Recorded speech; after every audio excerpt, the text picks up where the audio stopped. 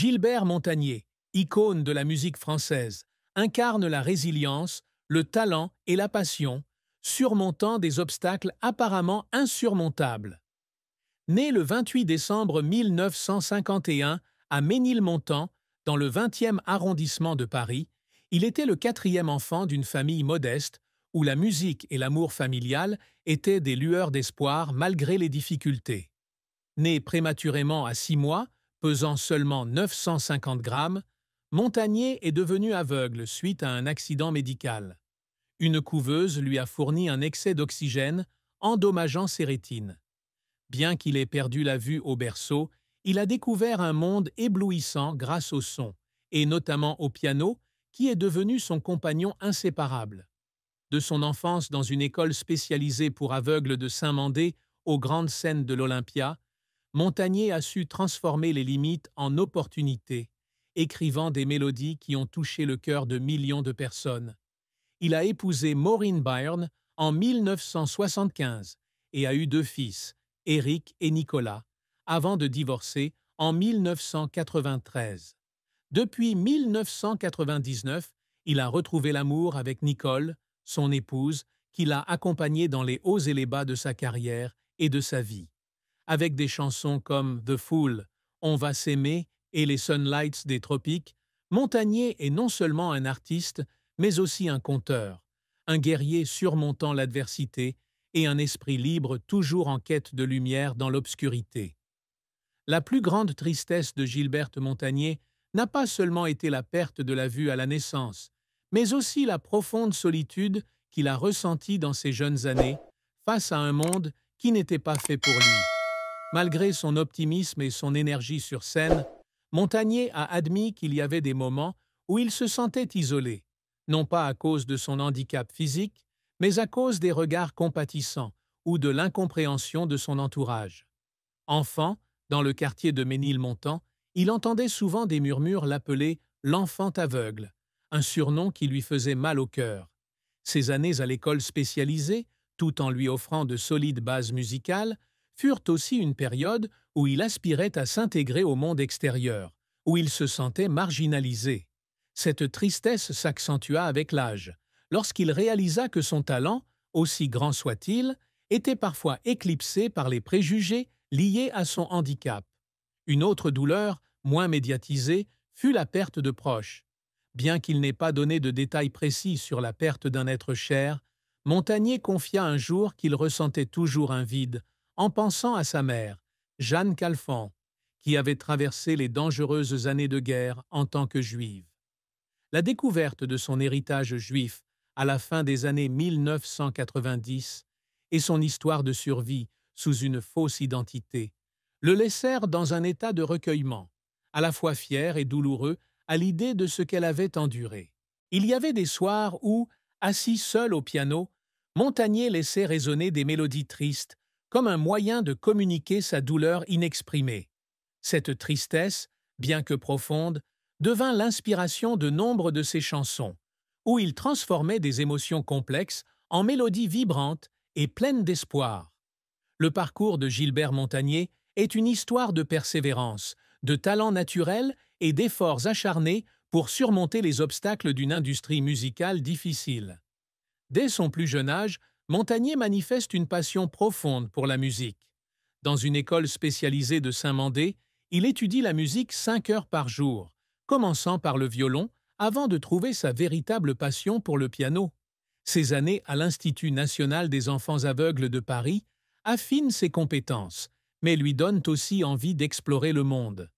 À 16 ans, il commence à se produire dans les piano-bars parisiens, apportant avec lui ses airs de jazz et de rock autodidacte.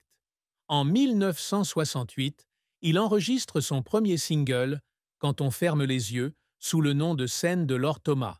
Mais le disque ne rencontre pas un grand succès, le laissant déçu et décidant de quitter la France pour les États-Unis, où sa sœur est professeure de français. Aux États-Unis, Montagné trouve un nouveau foyer. Il étudie la musique classique à l'Université de Miami, mais son cœur se tourne vers les clubs de jazz et de soul de Miami et de New York. Là, il se produit avec une passion fervente, s'inspirant d'artistes comme Ray Charles et Stevie Wonder, qui ont eux aussi surmonté un handicap pour se faire connaître.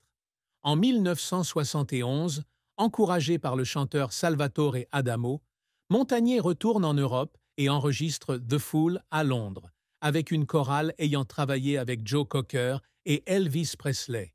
La chanson devient un phénomène mondial, se hissant en tête des charts dans 12 pays et le rendant célèbre à l'âge de 20 ans. Cependant, 2 albums ultérieurs, sortis au milieu des années 1970, ne rencontrent pas le même succès et il traverse une période difficile. De retour aux États-Unis, il se produit dans de petits clubs et se demande parfois s'il pourra continuer dans la musique. Ces moments lui font monter les larmes aux yeux, non pas à cause de l'échec, mais à cause de son désir intense de prouver sa valeur. Le retour de Montagné à la fin des années 1970 marque un tournant. En 1979, il est invité par Johnny Hallyday à se produire avec lui au Pavillon de Paris, une opportunité qui lui permet de réaffirmer sa place sur la scène musicale française. En 1980, la chanson Believe in Me marque son retour, sans grand succès toutefois. Le véritable point d'orgue survient en 1984 avec l'album Liberté, en collaboration avec Didier Barbelivien.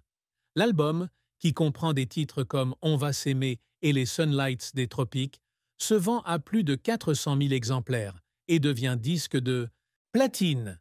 Ses prestations à l'Olympia en 1985 et 1986 témoignent de la reconnaissance qu'il s'est battu pour obtenir. Cependant, tout ne se passe pas comme prévu. Un déménagement au Canada dans les années 1990 pour retrouver sa famille interrompt sa carrière, et plusieurs albums, comme Rien qu'une amitié, ne reçoivent pas l'attention espérée. Ces échecs le laissèrent le cœur brisé, mais il continua à composer, à se produire et à communiquer avec son public, parfois en larmes silencieuses, repensant aux occasions manquées. La carrière de Gilbert Montagné atteignit son apogée avec la sortie de son album Liberté en 1984, une étape marquante qui le consacra au rang d'artiste français le plus apprécié. Cet album, composé de chansons intemporelles comme On va s'aimer, Les Sunlights des Tropiques et J'ai le blues de toi, fut non seulement disque de platine avec plus de 400 000 exemplaires vendus, mais devint également une icône des années 80. Ses mélodies enjouées, mêlant pop, soul et disco, touchèrent le cœur de millions de spectateurs, des dancings animés aux fêtes de famille conviviales. Ces 2 concerts à l'Olympia, en 1985 et 1986, marquèrent l'apogée de sa carrière, lorsque le public se leva et applaudit dès les premières notes. Montagné, debout sur scène avec son piano, déployait une énergie explosive, faisant oublier qu'il ne voyait ni les projecteurs ni les acclamations. Un autre succès fut la chanson The Fool de 1971, qui le fit connaître dans le monde entier. Enregistrée à Londres avec le soutien de musiciens de renom, la chanson se classa non seulement en tête des charts dans de nombreux pays, mais devint également un tube intemporel, apprécié en Europe, en Amérique du Sud et au-delà.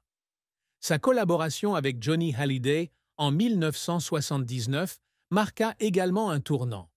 Il fut invité au piano lors d'un spectacle rock'n'roll au Pavillon de Paris, un honneur rare pour un artiste aveugle. Montagné s'imposa également avec l'album Gilbert chante Bécaud de 2016, dans lequel il réinterpréta des chansons du légendaire Gilbert Bécaud, dont un duo spécial recréé avec la voix de Bécaud. Ces succès ne sont pas seulement des triomphes personnels, mais témoignent aussi de la capacité de Montagné à repousser les limites, apportant joie et inspiration au public du monde entier. Malgré les hauts et les bas, la carrière de Gilbert Montagné ne fut pas exempte de revers et de difficultés. L'un de ses premiers échecs fut le single « Quand on ferme les yeux » de 1968, enregistré alors qu'il n'avait que 16 ans. Malgré le soutien de grands noms comme Pierre Delanoë, la chanson ne réussit pas à percer, plongeant Montagné dans un profond désespoir. Il confia un jour que, suite à l'échec du single, il avait eu l'impression que le monde entier lui avait tourné le dos et que certaines nuits, il s'asseyait au piano, jouant des mélodies tristes pour apaiser son cœur brisé.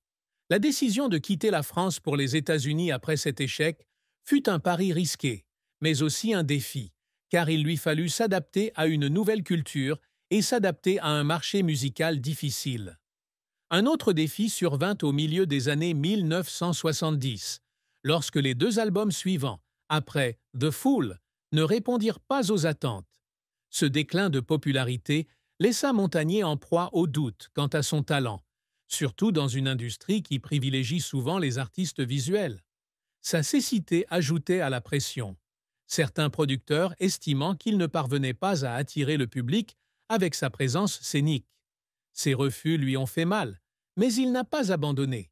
Au lieu de cela, il a consacré du temps à apprendre, à se produire dans de petits clubs et à reprendre confiance en lui. Un autre revers notable a été un procès de 9 ans contre la chaîne de restaurants Flunch, accusée d'avoir copié On va s'aimer dans une publicité. Bien qu'il ait gagné le procès en 2006, la procédure a été émotionnellement et financièrement épuisante pour Montagné, qui a admis avoir parfois trouvé injuste de devoir se battre pour protéger son œuvre. Ces défis, aussi difficiles soient-ils, ont fait de Montagné un artiste résilient, qui trouve toujours le moyen de se relever après chaque chute. Gilbert Montagné a toujours cherché à s'épanouir, non seulement dans sa musique, mais aussi à affirmer sa valeur d'artiste aveugle dans un monde empli de préjugés. L'un de ses plus grands objectifs est de prouver que le handicap n'est pas un obstacle à la création artistique d'excellence. Avec Le Fou, il y parvient à l'âge de 20 ans, lorsque la chanson devient un phénomène mondial, faisant de lui l'un des premiers artistes français à conquérir le marché international. Mais il ne s'arrête pas là. Montagné a toujours aspiré à créer des chansons porteuses de joie et d'espoir, comme On va s'aimer et Les Sunlights des tropiques, devenus des symboles d'optimisme et d'énergie. Le succès de ses chansons depuis des décennies témoigne de ses efforts incessants pour toucher son public. Outre sa musique, Montagné s'efforce également de devenir une source d'inspiration pour les personnes en situation de handicap. Il s'implique activement dans des œuvres caritatives, notamment pour les droits des aveugles, et auprès d'associations comme SOS Préma, qui soutient les bébés prématurés.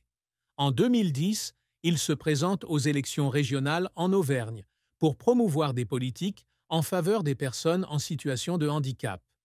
Malgré son échec politique, cette action témoigne de sa détermination à créer un changement social.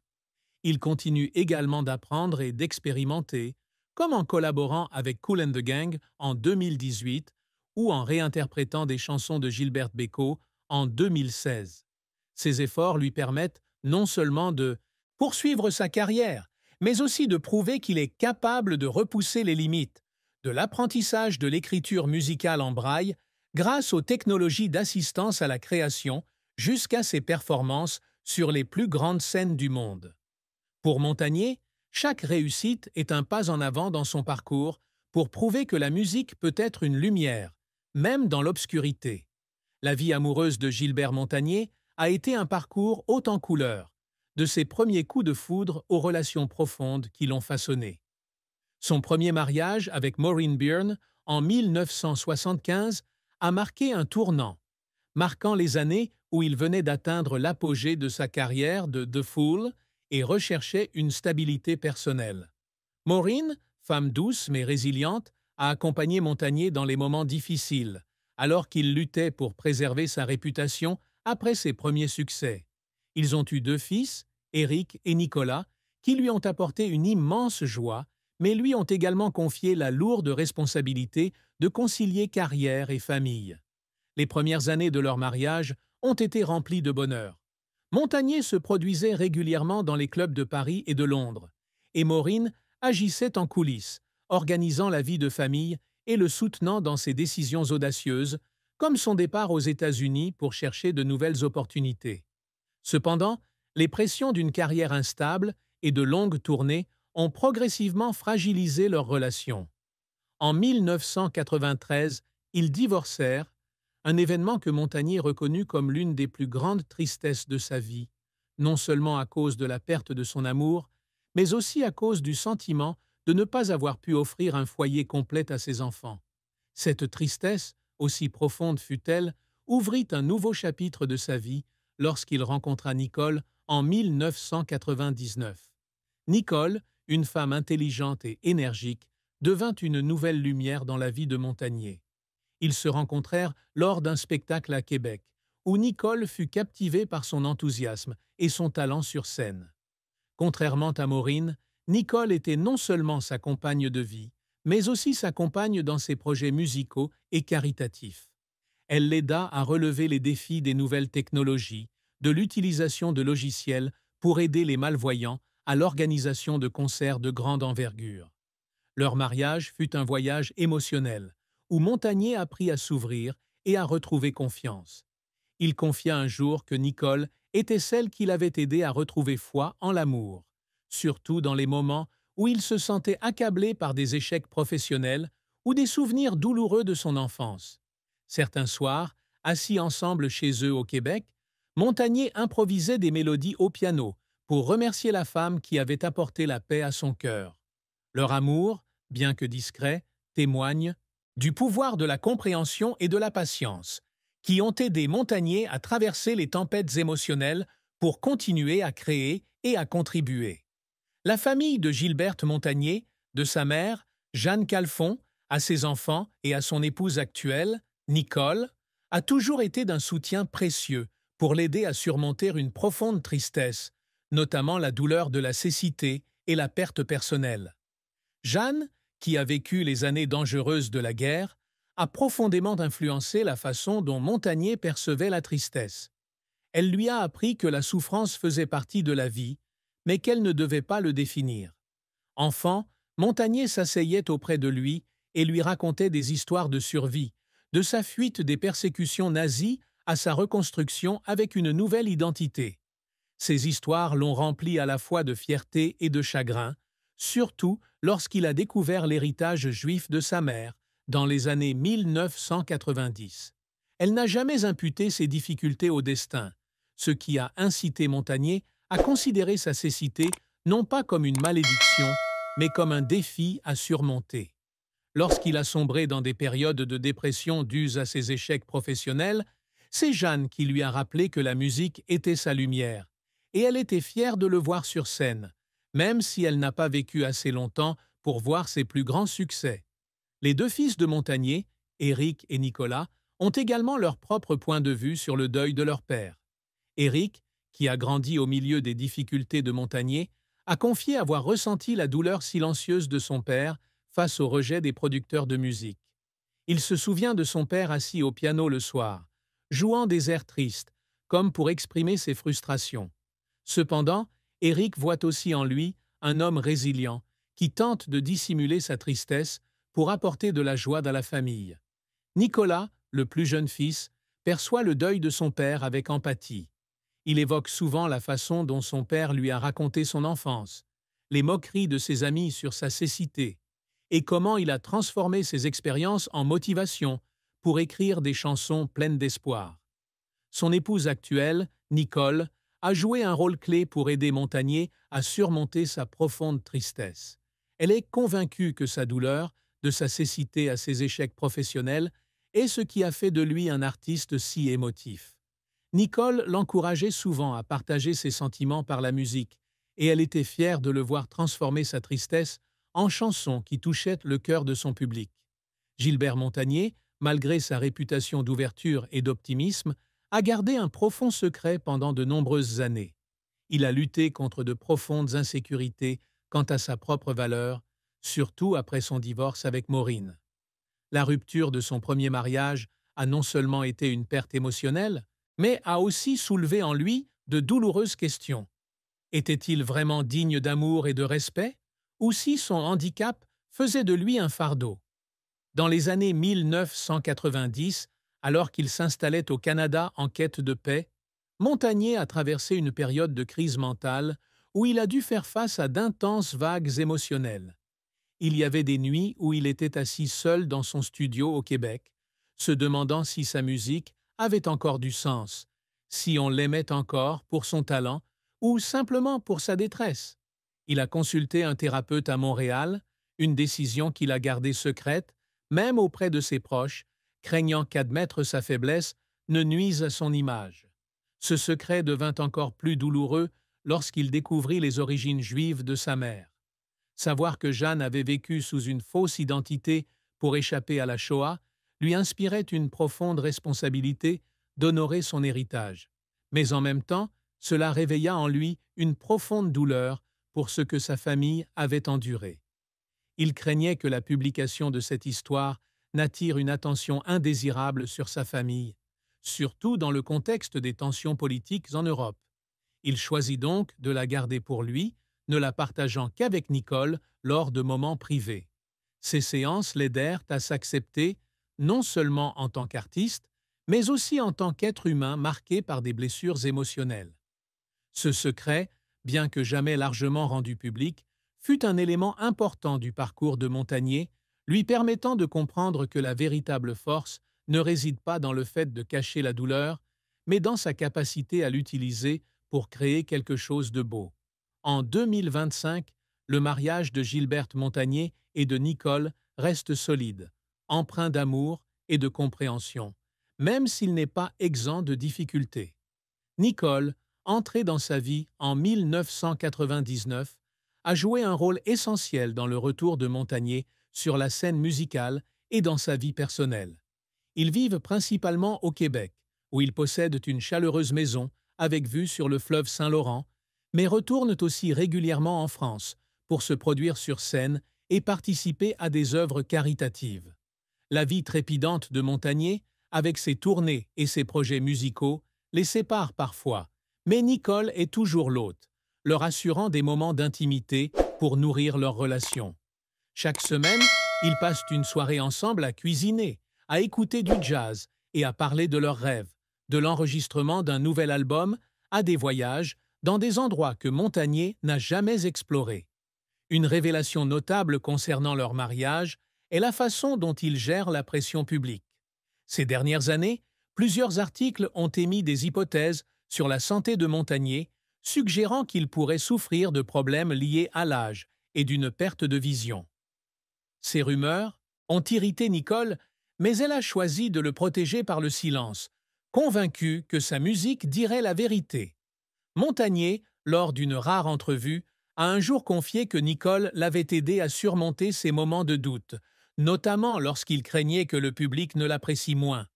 À l'occasion de leur 25e anniversaire, ils ont donné un petit concert dans un théâtre de Québec, où Montagnier a dédié la chanson « On va s'aimer » à Nicole, la présentant comme la raison pour laquelle il continuait à chanter.